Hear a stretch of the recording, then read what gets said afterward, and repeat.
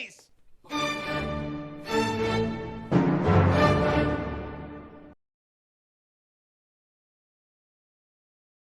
I majored in English because my father told me I needed a fallback career in case the movie directing thing didn't work out. And he said that if you major in English, you can teach. And teaching is a noble profession, something that I have come to understand is maybe the noblest profession in the world today. Teachers perhaps are also the most underpaid heroes in the world today. I remember one time my dad took me to this jazz club, and that's the last place I wanted to be. But then I see this guy, and he's playing these chords with force on it. And then with a minor, I went, whoa, whoa, whoa. Then he has the inner voices, and it's like he's singing. And I swear the next thing I know, it's like he floats off the stage. That guy was lost in the music. He was in it, and he took the rest of us with him.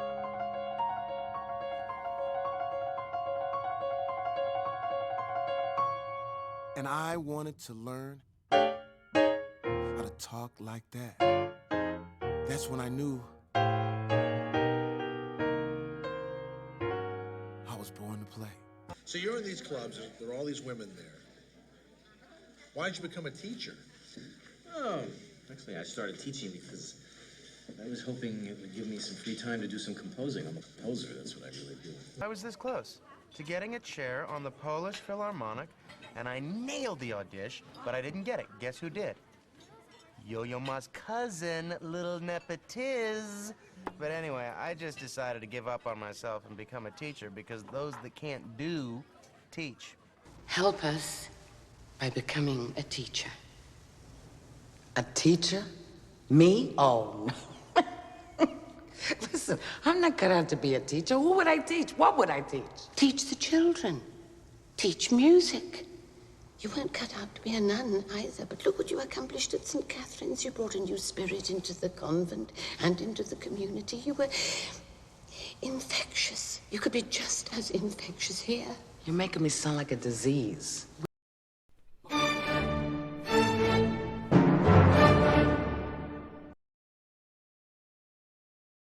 No, I don't have any particular wisdom to impart to you people, except to say this, these 4 words. Don't have unrealistic expectations. If you want to make money, you better drop out right now, go to banking school or website school, anywhere but art school. And remember, only 1 out of 100 of you will ever make a living as an artist. Did you learn anything at Strathmore? Yes, I learned many things. I learned that the faculty is made up of old failures who teach only because they need the health insurance. Present company excluded, of course. Your first day as a teacher, Mr. Holland. Excited? Nervous. Oh, I never thought I'd be here. No? Why not? Well, like most people, I only got my teaching certificate so I'd have something to fall back on, and now I have. This isn't a drive-in, Mr. Claridge. Hands off. You know, Mr. Holland, I don't think of teaching as a fallback position. No, I didn't. And I grow nervous around people who do. What can I do for you, Principal Arroyo? I wanted to deliver the good news personally. No more part-time for you. You're now our full-time band teacher. Job security, medical insurance, pension. Wow, that's great. Welcome to the MS-70 family, Joe. Permanently. Thanks.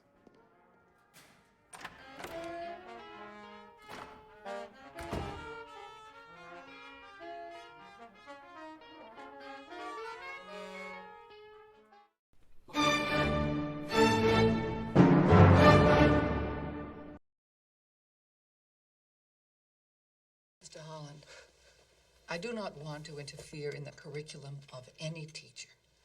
But next week, I have a meeting with the school board. And there are people in this community who believe that rock and roll is a message sent from the devil himself. Now, when that issue comes up, what can I tell them? Mrs. Jacobs, you tell them that I am teaching music, and that I will use anything from Beethoven to Billie Holiday to rock and roll if I think it'll help me teach a student to love music. That's Jackson Pollock. In a word. I was just getting used to the idea of dead, maggoty meat being our business. Please don't tell me we have to write a paper about it. Do me a favor. Do yourselves a favor. Stop talking and look. You're not required to write a paper. You're not even required to like it. You are required to consider it. It's your only assignment today. When you're done, you may leave. But we're not interested in experimental education here. So, if from now on you could just stick to the curriculum, that would be great. Yes. Right. Thank you.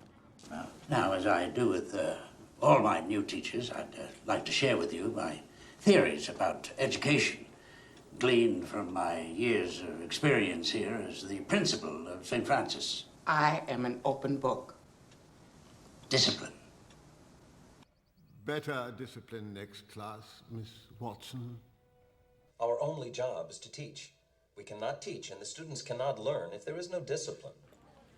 Oh, Catherine Watson comes to Wellesley to set us all free. Come on. Thank you for the drink. No, wait, I was teasing. Look, they have their own way of doing things here. You just gotta find a way to work with them. We all had to.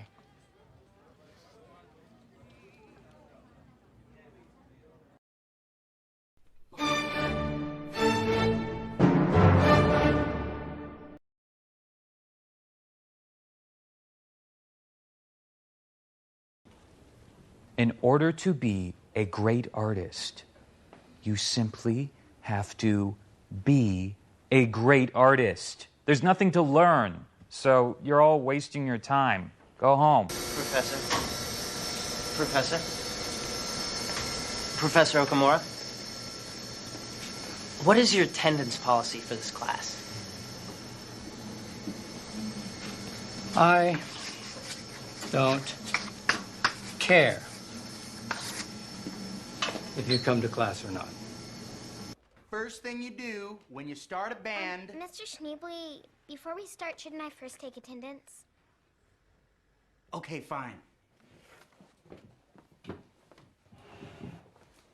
Okay. Now, Michelle? Here. Okay.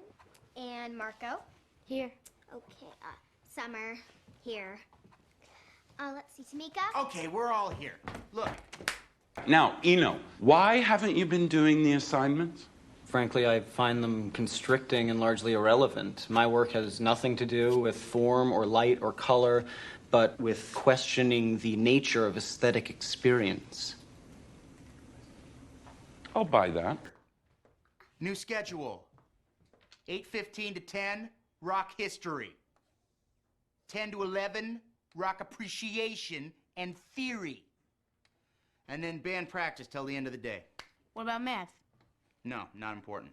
World cultures? Not important. You guys, we need to focus here. Oh, this is my favorite one. How do you know what key a concerto is in? Mr. Mims, your answer was, look on the front page, ? Now, this question mark, was that because you weren't sure? Or because your English skills are on the same level as your musical theory? These tests are a waste of my time and yours. Well, we were just discussing testing. Which test do you find most effective, the TAS or the Wilson-Binet? I say no testing, and I will tell you why, Joe. Gabe, I believe that the children are the future. Now listen, you can teach them well, but buddy, you have got to let them lead the way. All right, let me give you an easier question. Where are the music books? Oh. Maybe I should explain something to you, sister. See, this is what we call a bird course. Now, the reason we call it a bird course is because we fly right through it. See, all you got to do to pass in this class is show up. So you come to class, you do nothing, and you pass. Oh, no, we don't exactly do nothing.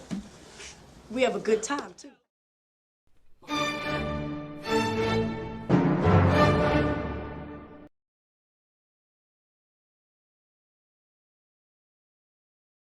Hello, teachers. I'm Steven Spielberg, and I'm here to thank you for the important work you do inspiring creativity and literacy in and out of the classroom every day.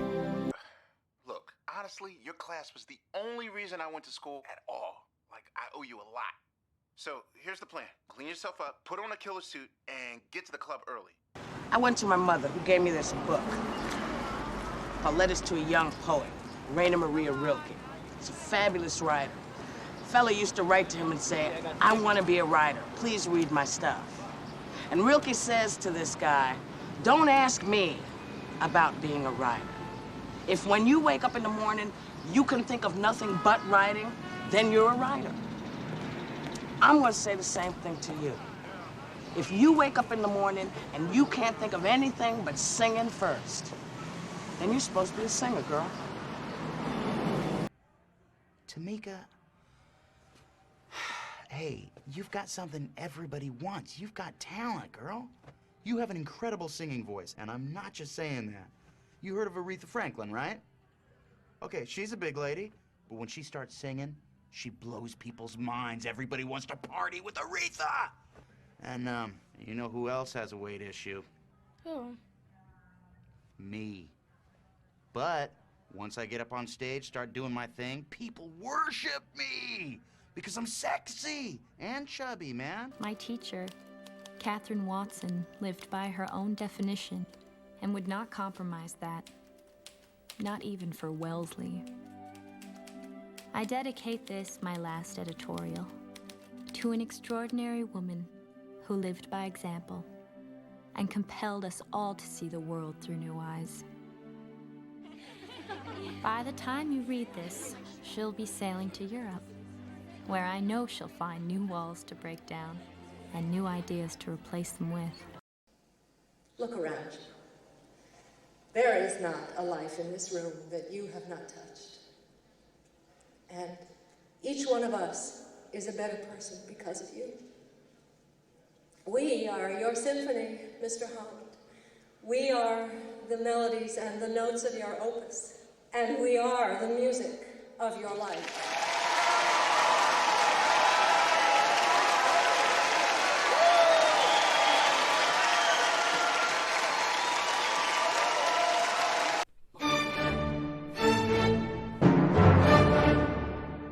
If I'm forced to choose between Mozart and reading and writing and long division, I choose long division.